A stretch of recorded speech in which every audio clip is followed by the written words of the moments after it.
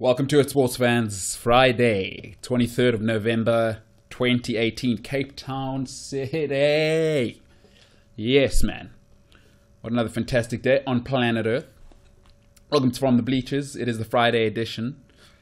And I'll get to do my favorite thing today, FridayFive. Today we're doing the five wingers. Five greatest wingers in English Premier League history, according to me, the People's Champ, MKT. Welcome to it From the Bleachers. With me, MKT, episode 12, 23rd of November in 2018. Christmas music is going already, believe it or not. We're going to get into it. Football, of course. We're football crazy, English Premier League crazy. We're getting into the rugby, of course. South Africa play Wales. I'll preview that game, and I'll preview the Spurs game as well. So we're going to talk a little bit about Wayne Rooney and his lasting image over football. And I'll give you my take on the Rune. And then, of course, it is FridayFive. As I said, we're going to talk about the five greatest wingers that English Premier League has ever seen. According to me, the People's Champ, I will give you my five greatest wingers, the dribbling wizards the English Premier League has ever produced. And then lastly, Wales, Springboks. And then it is the big one, the London Derby. Spurs host the mighty Blues this weekend. But let's get into it. Let's get into it from the Bleachers. You know, there's an enigma. This young man came from Liverpool. And he's never quite actually been able to become, I think, the legend that he wishes he was. Everything suggests he is one. But why doesn't he get the love that he should deserve? And it should be certified. You know, America has had 45 presidents. All right? 45 presidents officially. That's what they tell us. But in reality, there's actually only 4, right? When you think American presidents, who are you thinking? You know who you're thinking. You're thinking Washington, Jefferson, Roosevelt, Lincoln, right? George Washington, Thomas Jefferson, Theodore or Teddy Roosevelt, and Abe Lincoln. Only one of those, by the way, has been sort of captured on screen and won an Oscar, Daniel Day-Lewis. If you can actually bear the movie, it's a bit boring, but Daniel Day-Lewis as Abe Lincoln, get on that. But every sector of society, right, has what they call pantheon greats. If you're religious, you know, it's where the gods live, in the pantheons. Beyond the normal people. You call them the pantheon greats. And very few, a selected few, even the very, very, very, very good, don't get into the pantheon elite, right? Those are the gods. As I say, pantheon derives really from that term, where the gods live. Every sector of society has it. And I'll do a little word game once again, so you can get an idea. When I say pantheon, you should be able to spout it, right, without me even telling you what I'm talking about. Just the suggestion of an industry should make you think of this name. So for instance, when I say tech, Google, Microsoft, Apple, you don't have to think about it. When I say supermodels, Naomi Campbell, Adrienne Lima, Giselle Bundchen, you don't have to think about those. Supermodels, you know exactly who they are. When I say Olympics, Michael Phelps, Usain Bolt, Torpedo, Ian Thorpe. You don't have to think about those. Those are pantheon greats. Torpedo's battles as Phelps was the teenage sensation. We remember those. Sydney. What a battle that was. Usain Bolt, I mean, do I need to say anything? But you don't need to think about that when you think Olympics, Bolt, Thorpe, Phelps. Right? Pantheon greats. It's indisputable. I don't even need to think about it. There is no, I don't have to qualify them. There are no qualifiers. And a qualifier, for those that don't understand what that is he's great, but. There's no but. Ian Thorpe, pantheon great. Mike Phelps, pantheon great. Greatest Olympian of all time. Usain Bolt, well, he's Usain Bolt. Don't have to qualify them. If you're pantheon, I don't have to qualify you. It is indisputable. right? Undisputed, as the Americans say. When I say Manchester United, you're thinking the biggest brand in the world, the most successful club in Premier League history. I mean, we're talking pantheon of pantheon of pantheon. You're talking the sports brand in the world. It's when you say EPL, you can't say EPL and not say Manchester United. The English Premier League and Manchester United, hand and glove, right? Pancakes and syrup. That's Manchester United and greatness. They are pantheon of pantheon. They are right in the upper echelon. You say Real Madrid, you have to say Manchester United. Barcelona, Manchester United. Bayern Munich, Manchester United are in that conversation, and there's no dispute. There is no dispute. I say Man United, you think the biggest in the world. Now, let's do a little, what I like to call a blind resume. So I'm not going to tell you who I'm talking about, but I think that this should elevate this individual into the pantheons, right? If I said to you, Manchester United made this individual the most expensive teenager in the world ever in 2004, right? And at age 18 years old, on his debut in the Champions League, he scored a hat-trick, 18 years old. Oh, did I mention at 16 years old, he scored a 25-yarder where he dipped the greatest English goalkeeper that they've ever had, David Seaman, right? At 16 years old. Clive Tildesley's famous commentary, introducing 16-year-old. And I'm sure you know the end of that. He was England's youngest player to ever be selected in 2003 at the age of 17. He was the youngest scorer ever at Euros. That's Euro 2004. He went on to become England's leading goal scorer ever, with 53, passing the great Sir Bobby Charlton. He's won 5 Premier League titles, an FA Cup title, a Champions League title, 4 League Cup titles.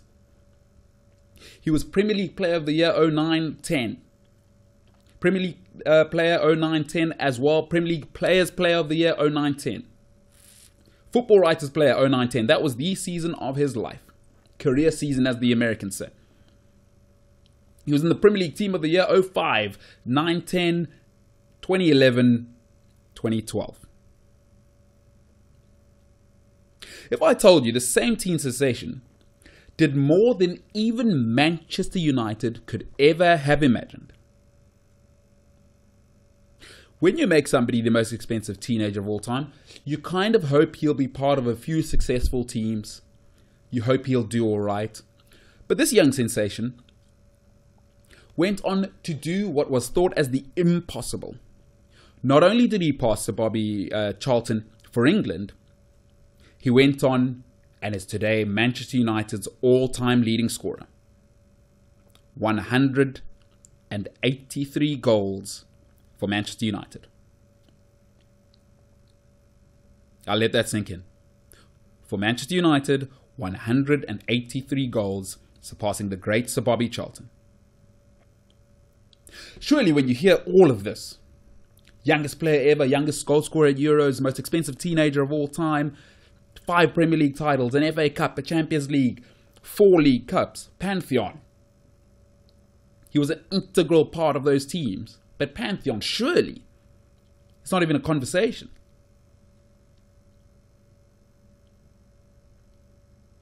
Surely he is the George Washington of Manchester United on their Mount Rushmore. And he's the left face. By the way, if you don't know Mount Rushmore, you want to be the left face. That's where Washington is. That's the one everyone can see. So whenever you hear about Mount Rushmore, you want to be the left face.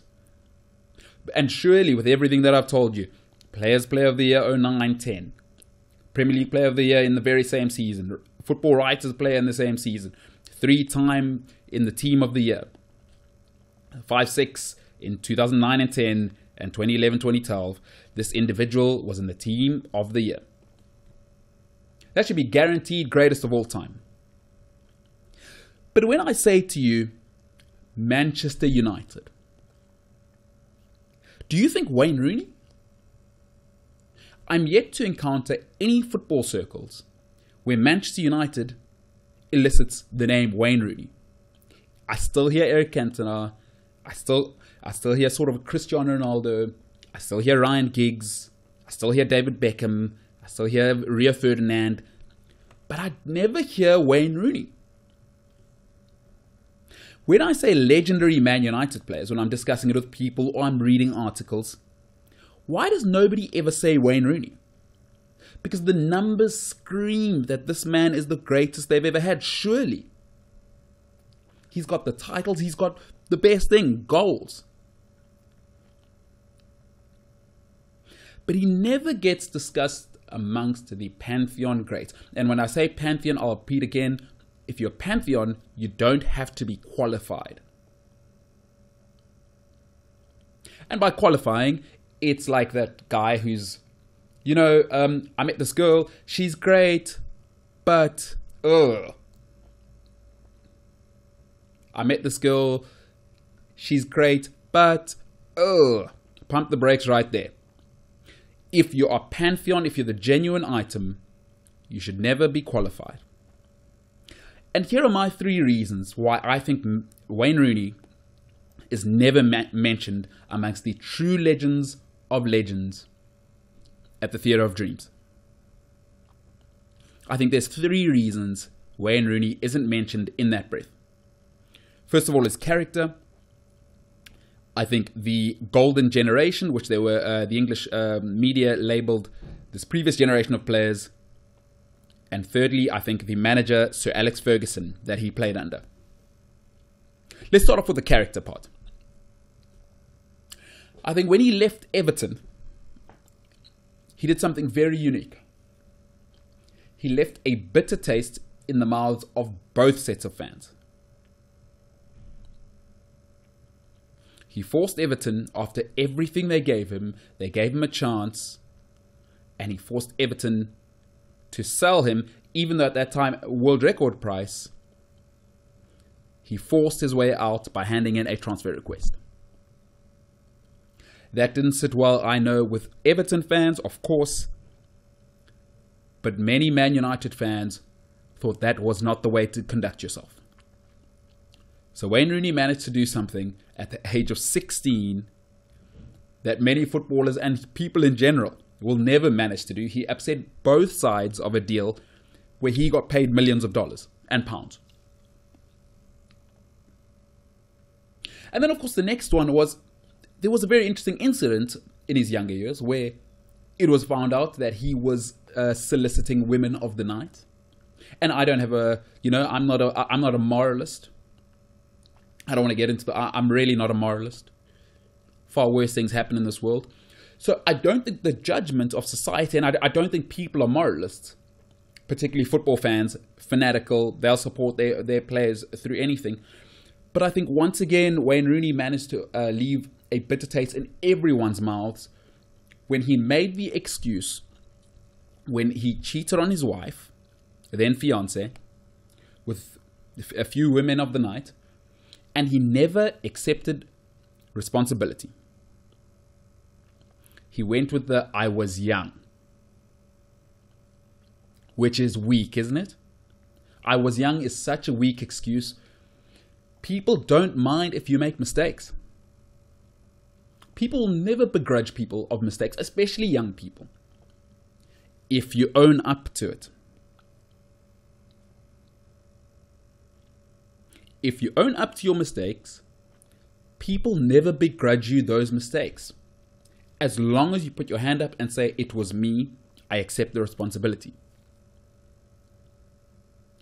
Another thing he did whilst at Everton, and this is where you could see a sort of eroded character in the young man and his family, was he left his agent without telling his previous agent. He moved to the controversial and a man who truly isn't viewed as a 5-star character. He's more like a 1-star character.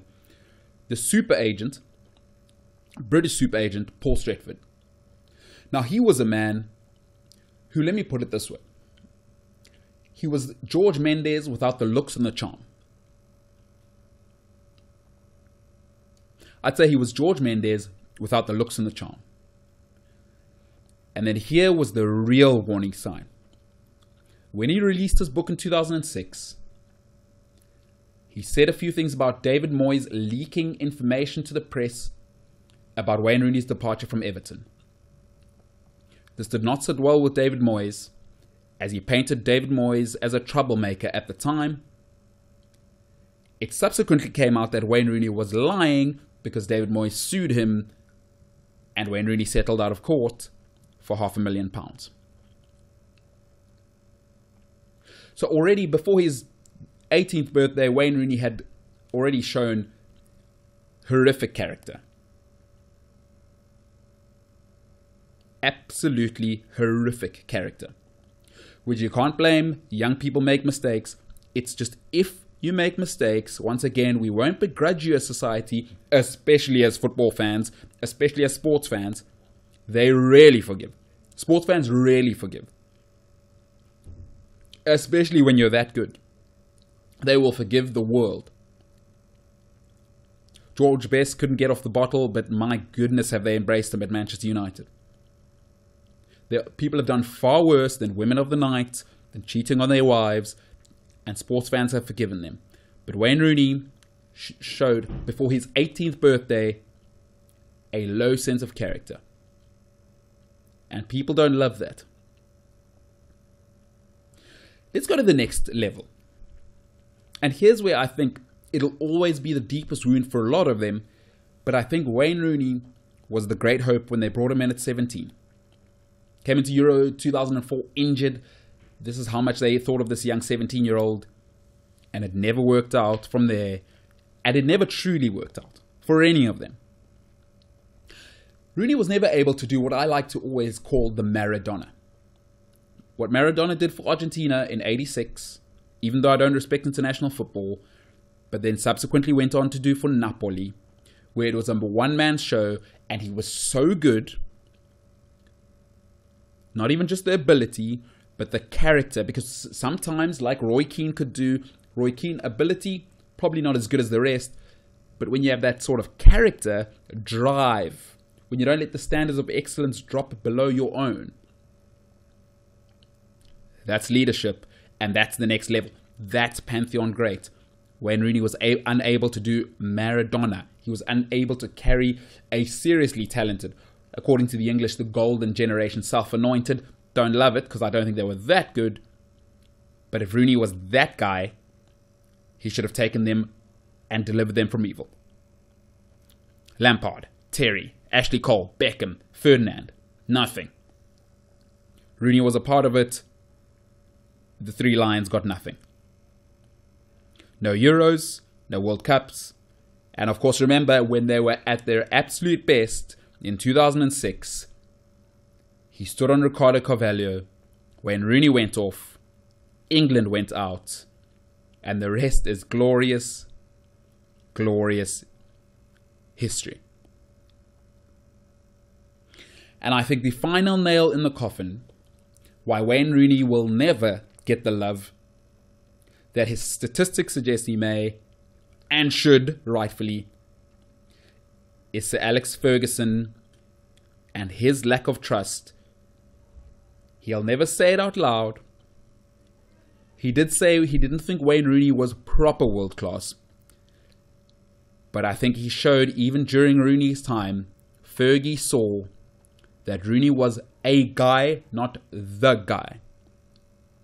And if there's one bunch of people you can never lie to, managers come and go, players come and go, officials come and go, the fans are forever. Fans support football clubs for 50 years. There's a reason why nobody holds Wayne Rooney in the highest esteem at Manchester United. Fergie never trusted Wayne Rooney to be the guy. If you don't believe me, let me take you through it. Right? So let's go through the first 3 titles that Rooney won. He only won 5. I say only. He won 5. 2006, 2007, 2007, 2008, 2008, 2009. There was a guy from Portugal, a guy called Cristiano Ronaldo. It was his team. We know Wayne Rooney was so desperate to be striker, but it never worked out.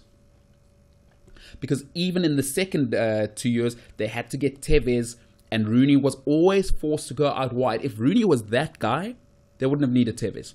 They would have just played Rooney up front and let this thing happen. But everybody knows that was Ronaldo's team. Ronaldo who delivered them from evil. Rooney actually became the assistant. And then he became the third option, really, when Tevez came. And Tevez's talent is clearly double, if not triple Rooney's. Fergie saw it. He got 2 years out of Tevez and a Champions League title. For the fourth title, 2010-2011, you thought, okay, well, he's let Tevez go. Ronaldo's already at Real Madrid doing his thing there. Surely, this is Rooney's time to do his thing. Fergie saw it. He said, I don't like it. The previous season, Rooney had a great season. United didn't win the title, though. It tells you about character. He said, nope, this guy's not the guy. Even though Rooney had an incredible season, I think he got 27 that season before, they didn't win the league. He went and got Dimitar Berbatov for £30 million. And United won the title again. And then you thought, okay, Berbatov's gone. And it's Fergie's last season. This is Rooney's last title. And this is surely Rooney's time to say, thank you, boss. And what did Fergie do? He told you again, Rooney is not the guy. He can't take me. He can't deliver us from evil. He went and got Robin van Persie. And I don't need to tell you the rest. Even in Rooney's best seasons, 09-10, he scored 26 goals. In 11-12, 2011-2012, he scored 27 goals. So 26 goals in 2009-2010, 27 goals. This is just in the league in 2011-2012. No titles. Individual awards, yes. No help, no titles. Fergie saw something far deeper than his ability, because his ability is unquestionable. But at that level, when you want to go Roy Keane, Patrick Vieira, Thierry Henry, that level, to deliver your teams when there isn't anybody else around you, they don't need to go and get you help. You're the help. You're the guy. But I think the camel that broke the straw's back, and why Manchester United fans and Manchester United will never regard Wayne Rooney as their Mount Rushmore guy, along with Best, Ronaldo, Giggs, Beckham, et al., Keane, Ferguson, is that he took the club on, he held the club ransom, and he took on Sir Alex Ferguson. He got his contract to the end, but him and Paul Stretford broke the relationship with Fergie forever. And I believe with the fans, it soured the waters, it muddied the waters forevermore. The club gave Wayne Rooney a record contract when Jose Mourinho was sniffing around. Twice he's divided clubs in his career. At Everton, at Manchester United, he's managed to divide it. The club and its fans, and they all despised Rooney just for a moment. And for fans, that's enough. Twice he did in his career. He took on Fergie, and his off-field behavior, unfortunately, just wasn't up to scratch. I'm not a moralist. He never owned up to some of the things he did off the field. And unless you have Lionel Messi talent, tolerance will never match production. That's what life's about. Tolerance versus production. Production versus tolerance. Tolerance will never be above production. And Wayne Rooney is of the highest caliber. But he's not Lionel Messi, which means his behavior and how he treats the club and how everything else happens has to be far lower. I'm willing to tolerate far less with Wayne Rooney than I am with Leo Messi. And with Leo Messi, I don't get any of that drama. I don't get the off-the-field stuff. I don't get the temper tantrums from Wayne Rooney early on. I don't get any of that.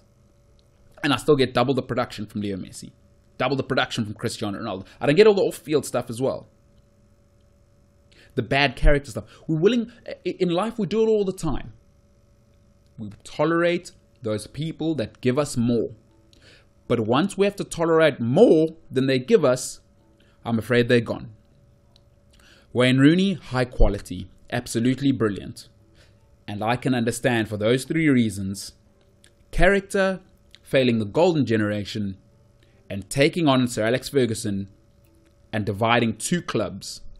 I believe those are the three reasons why Wayne Rooney will never be Mount Rushmore great and a Manchester United pantheon. Yes, man. So I tell you what I am about to do. It's definitely my favorite segment. FridayFive is easily my favorite and my best thing to put together. Absolutely love it. This week, I promise you, I'm going to give you the 5 best wingers. So I've had 2 or 3 friends send me their top 10. To be honest with you, I've ignored all of those because they know nothing. Everyone's emotional.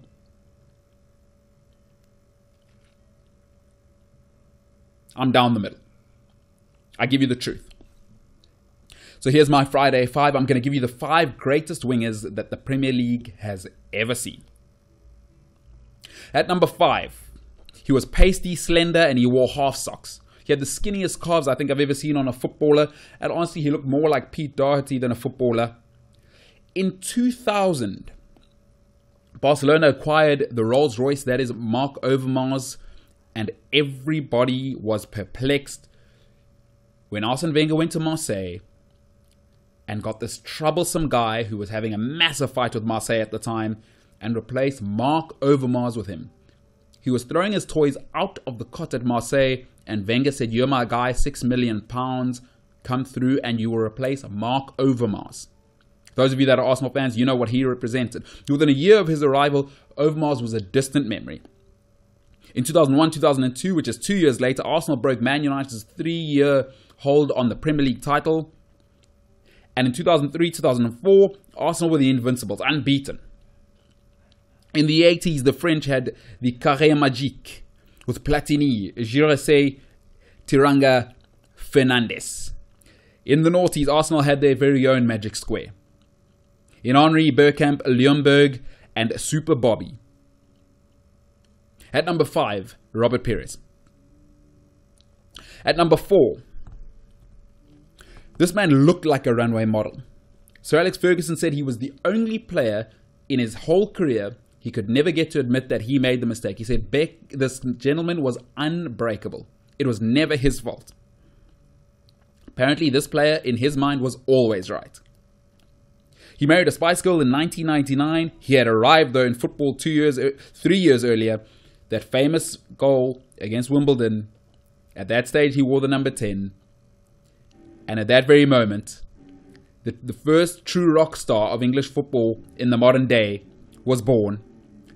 He scored the goal from the halfway line, and it was never the same again.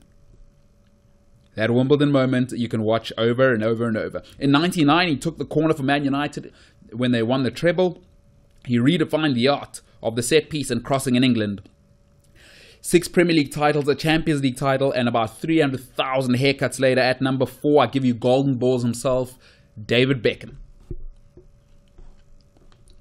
At number 3, so in 2004, a balding young Dutchman came from PSV and he visited Manchester United and Sir Alex Ferguson, and he met Fergie in London about a possible move from the Dutch league to the English league. Fergie offered around £4 million for him, and the PSV chairman kindly sent an email back and said to Fergie, "For the £4 million that you're offering, the best you can get is a PSV kit with this player's signature." Chelsea, with Roman Abramovich's new money, offered £12 million, and they got their man.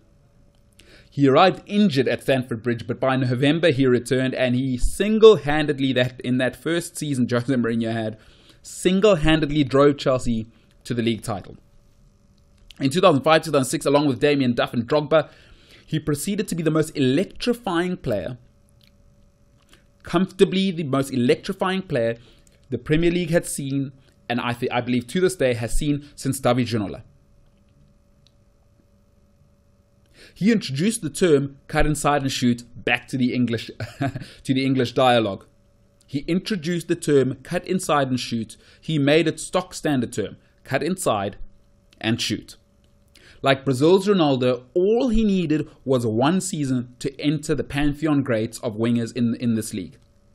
The Brazilian Ronaldo only needed one season at Inter Milan. This man only needed one season at Chelsea. He had pace, he had power, and he had an absolute diamond cutter of a left foot. Maradona would have been proud of this left foot. 2 league titles and indeed the fastest receding hairline ever. At number 3, I give you the Flying Dutchman, Arjen Robben. At number 2, on August 19, 1995, Alan Hansen made the most incorrect punditry statement ever. "You're not going to win anything with kids," Alan Hansen said. Scholes, Beckham, the Neville's butt, and some guy with an incredibly hairy chest, who at the age of 17 replaced the enigmatic Lee Sharp for Manchester United at the age of 17, 92-93, and it was never the same again. Little did Sir Alex Ferguson know that this was the best one of his kids. In 1999, he scored that FA Cup goal. They also went on to win the treble that season. He was an integral part in all of that. In 2008, he switched from winger. This is how good this guy was. He switched from flying winger to deep-lying playmaker. And in 2008, he won Player of the Year. This is how good this guy was. He moved from flying winger to deep-lying playmaker, and he won Player of the Year. 6 times, my goodness, listen to this. 6 times he was in the Premier League Team of the Year. 13 times he was Premier League champion. At number 2, I give you the Welsh dribbling wizard. That is Ryan Giggs. Mr. Hansen, the kids are alright. Ryan Giggs, incredible. The Welsh wizard at number 2. At number 1, I don't even think it's a conversation. But let me take you back to August 6, 2003. The Manchester United team bus had to wait outside the Estadio Jose Alvalde for an hour. It didn't have a technical issue. There wasn't a flat tire. Manchester United stars, including Rio Ferdinand, the Neville brothers, were waiting for a 17-year-old to be signed by the club. The story goes like this. Manchester United had sent their chief executive, Peter Kenyon, to secure the youngster's signature. But here's how it went. At half-time, just before half-time, it was said that Fergie, Sir Alex Ferguson, had sent the kit man up to get Peter Kenyon down to the change room so that by half-time when Fergie came in to give the team talk, he could tell Kenyon that we are not leaving here until we've got this youngster's signature. It's rumored that John O'Shea still has not recovered physically or spiritually from the runaround that this man gave him at the opening of this Estadio Jose Alvalde on that very night. At the age of 17, they said, this is the greatest thing. Fergie said, this is the most exciting youngster I've seen since Ryan Giggs. In 2003, Manchester United raised eyebrows. They spent 12.24 million on this unknown 17-year-old from Portugal and Sporting Lisbon. He was the first Portuguese player to ever don the famous Red Devils jersey. He asked for number 28. Fergie said, not in my name. You will wear the number 7, and that is who you will be. Ladies and gentlemen, what followed is pure fantasy. From all reports, this man became the most driven athlete possibly ever, but definitely the most driven athlete the Premier League has ever seen. He is the only man to win the World Player of the Year in England. He was just 23 at the time. In 2007-2008, he scored, listen to this, from right midfield. He scored 31 goals in 34 games from right midfield. He is the greatest winger United have ever had. There was Best, there was Cantona, there was Beckham. But you still hear it at Old Trafford in 2018. He left 9 years ago. In fact, he's 2 clubs out. He went to Real Madrid. He's at Juventus now.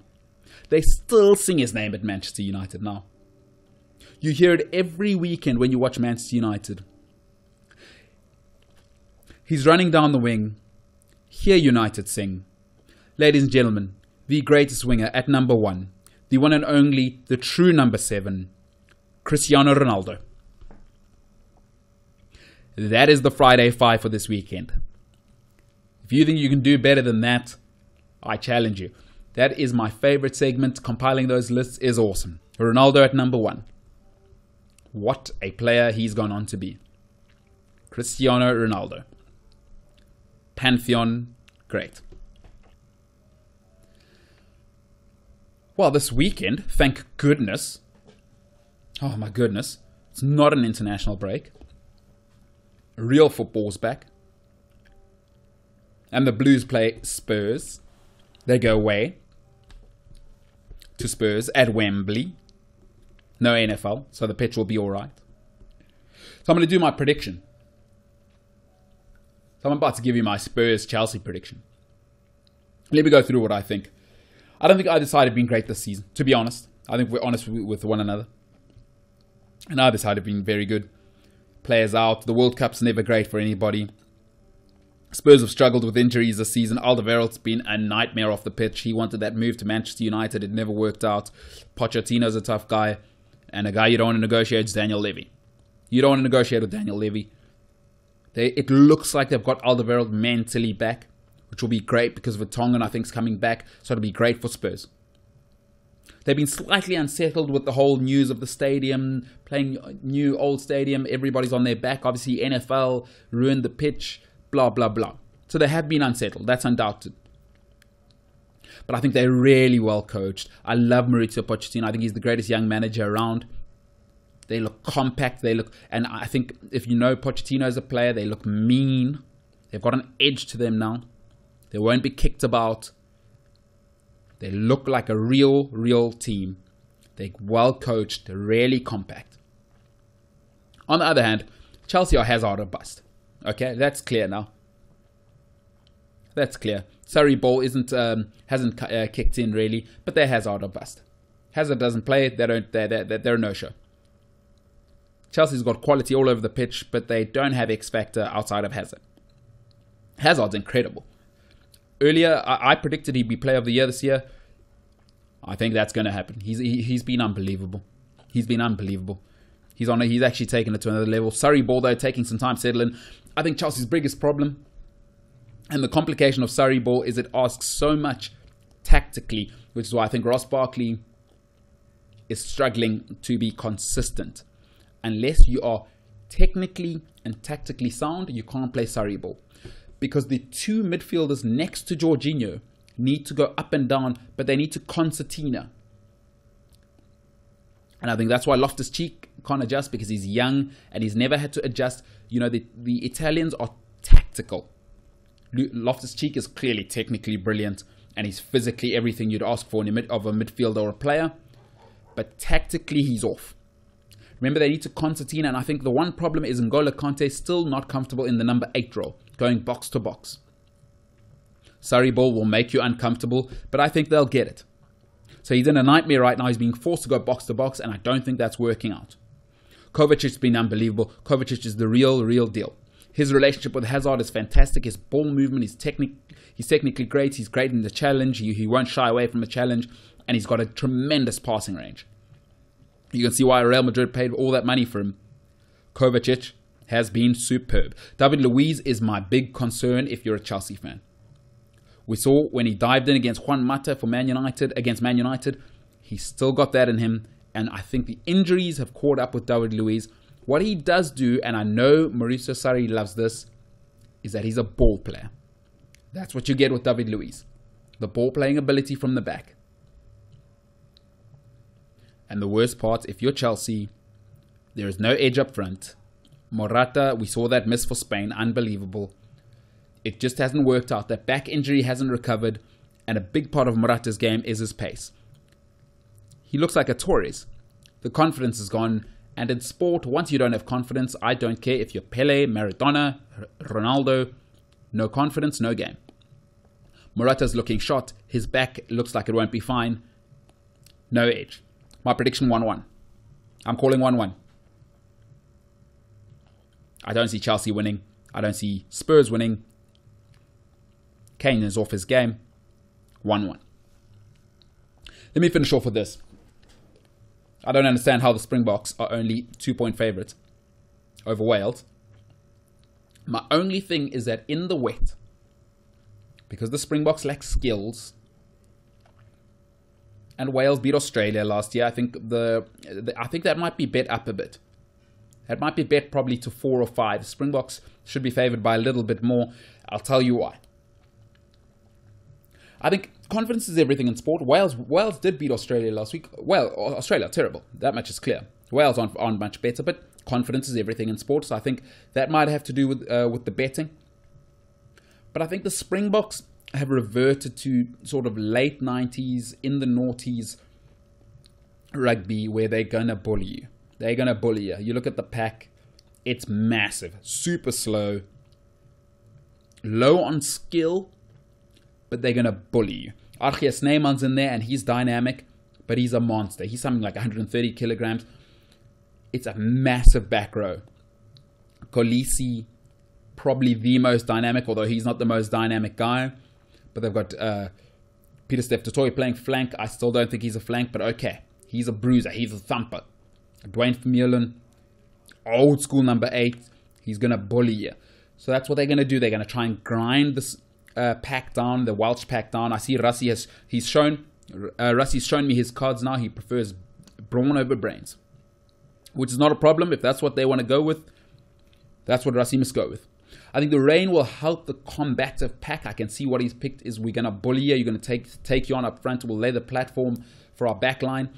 And then they're going to trust Pollard to kick into the corners and the Gary Owen. I think Nkosi will be vital because Nkosi is great under the high ball for the Springboks. He's shown that. My goodness, he's incredible under the high ball. In wet weather, that is everything. So the Gary Owen will come into it. I think Anscombe will try and put George North one-on-one with Nkosi. So that'll be their sort of attacking platform. Remember, George North, massive man, well over 190, about 105 kilograms. So Janji will be in trouble. George North lining up at right wing. I think Anscombe will put the ball up in those swirling conditions at the Millennium Stadium. The Bok physicality, though, I think will overcome. I think Archie Snyman, if you're looking for the battle of the game, where I think it'll be won, is the line out and the tight. And I think the two people that we're looking for, Archie Snyman versus Alain Wynne-Jones. I think that is where the game will be won. And whichever one of those two can dominate, I think that team will win. It'll be tight because I've checked the weather. It is raining. It's going to be raining, but going to be humid, so it'll be sticky and slippery conditions. So for me, I think the Springbok pack will tire. They'll bring on Etzebeth off the bench and keep bullying. And I just think the Welsh will be overwhelmed by the physicality because the ball's not going wide. The Springboks don't have any skills within the team that I can say, besides for me, Nkosi and Willie Leroux. But the ball's not going to get there. It's wet. The fly half for the Springboks he's not a high skill fly half. So I think they'll try and play the Gary Owen, bring Nkosi into it, the chip and chase. And I expect 24-15.